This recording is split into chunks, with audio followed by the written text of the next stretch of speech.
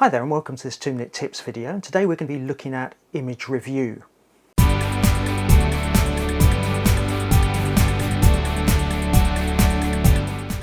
So with the slightly lower battery life of mirrorless cameras caused by the increased use of LCDs, EVFs and higher level processors, we're used to seeing that the CEPA levels of battery life on the Z6 and Z7 are around 300 to 400 shots, although we do tend to get, from my experience, a lot more than that.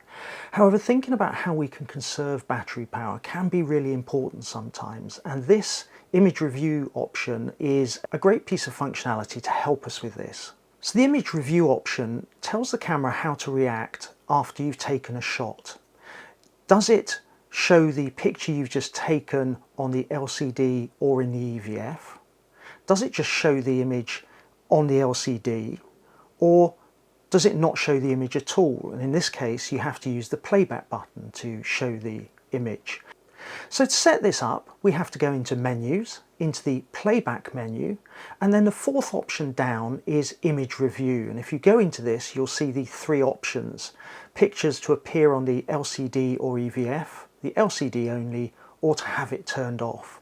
Now I tend to have mine set to off just because I like to conserve the battery power. However, sometimes it can be quite useful to have the images that you've just taken either on the LCD or perhaps in the EVF if it's quite bright.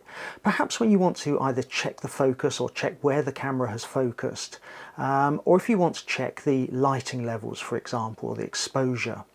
So I hope you found this useful. Is this something you've still got set up as it came out the box, or have you tweaked this setting? Let us know in the comments below.